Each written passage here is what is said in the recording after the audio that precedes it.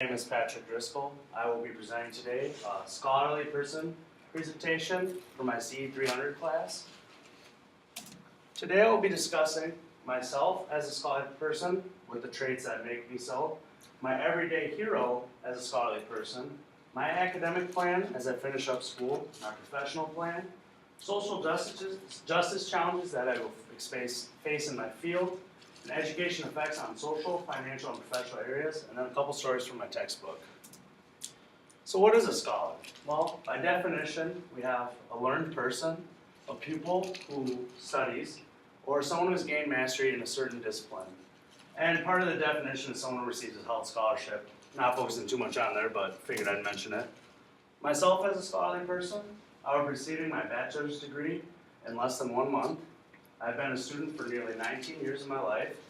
I may pursue further education to gain mastery in the form of project management for engineering. I have held scholarships, kind of fill out that definition, and I've also received grants as part of education. And now here are some of my everyday heroes. Unfortunately, I do not get to talk about them today as much as I'd like to. So can anyone tell me who this guy is? How about now? Stephen Hawking. Thank you. So Stephen Hawking is my scholarly hero. He studied undergrad at Oxford University, just as his mom did in the 1930s. She was one of very few women there studying at the time. Received his first class BA honors and was able then to go study his graduate at Cambridge University. During his time at Cambridge, he was diagnosed with ALS, and he was overcome with depression. He was told, you have 2 years to live. And he's like, why finish school, what's the point? I've been dealt this bad hand. But then he really was like, you know what, I have work to finish. I have much time. He really got his gears in place. And really an example of not to give up, keep doing, and do something that you're passionate about. And even though when he thought he had 2 years left to live, that's what he did. And as you know, he's kind of slapped that in the face. He's still alive and largely active and has many books and theories that we utilize today. So my academic plan, I started off in computer science. I changed very quickly. I did not like that at all. I spent most of my undergraduate studying composite materials engineering here at Winona. And then I changed to individualized studies here within the last year. And I refocused my area to project management. And along with that came sales engineering and application engineering. And I think that overall these changes were for the best for me. And professional plan as a student, I worked full-time most of college, averaging about 35 hours a week. I did pursue employment and internships that would steer me in the right direction. Not all of those came about, but I utilized connections in my job pursuit. I worked at Fastenal for many years, and they're very highly intertwined with a lot of engineering companies.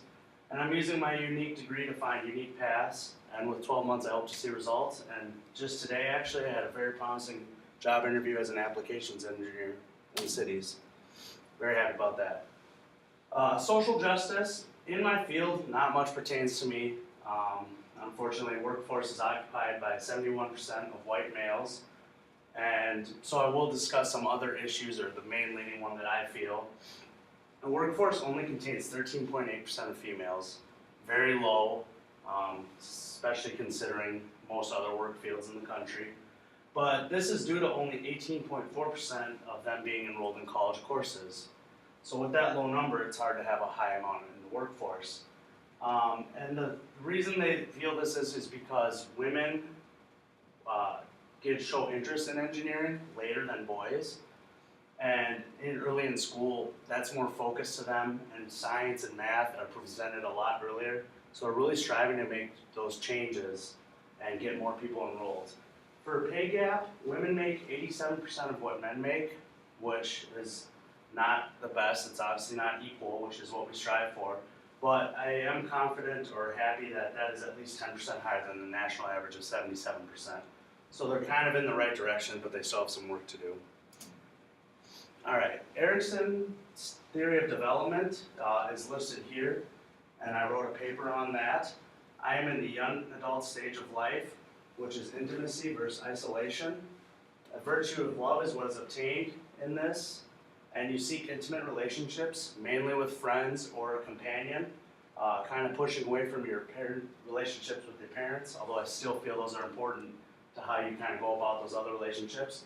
And failure to receive this virtue results in isolation. And so for those who don't know, Erickson was a psychologist who developed these 8 stages of your life.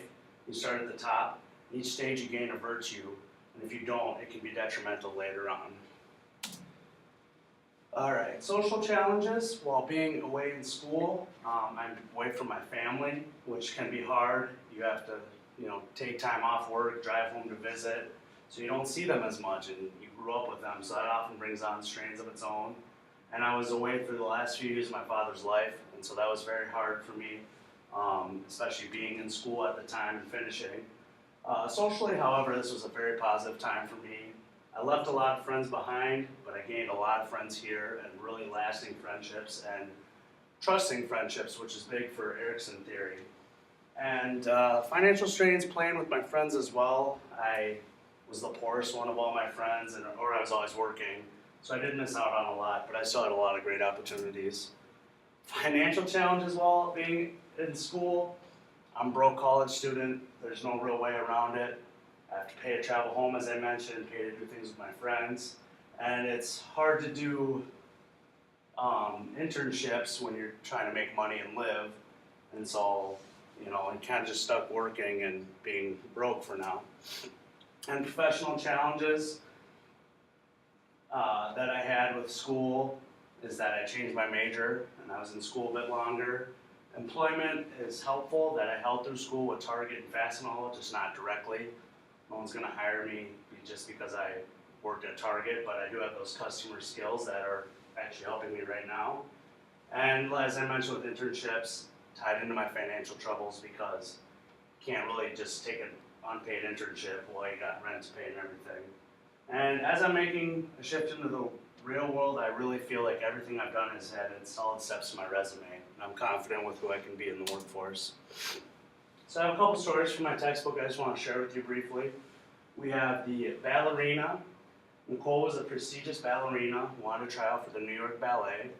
Parents told her, you shouldn't do that, you're not going to get in, just don't even bother. And so she felt that if she even tried, she would be a failure to her parents, especially if she didn't succeed. What we try to learn from this is that failure is a mindset. Just because you do something and set out to do something and don't accomplish it doesn't mean you're a failure. And that really stuck with me because I didn't really make engineering happen, but I still learned a lot from it, and I still gained skills that can help me today. And the next one is the tie sales. This couple just got married, were starting off fresh in their life, had a house, and the husband got a new job, but he could not afford new ties for the dress attire. Well, his wife's like, hey, I used to sew, so she made her own. People at his work liked them so much, they started buying them from her. She would just wheel a cart of ties down through the office and sell them. And I think it's cool because she took an old school skill that she didn't get into it like, hey, I'm gonna make sales. She just got into like, I'm gonna repair things, but used it for a new situation and actually made a benefit out of it. And so I'm taking my old education, even though I'm not using it what it was used for, and I'm making something new out of it. And so I thought that was very cool. And there are my references. So thank you very much for joining me today.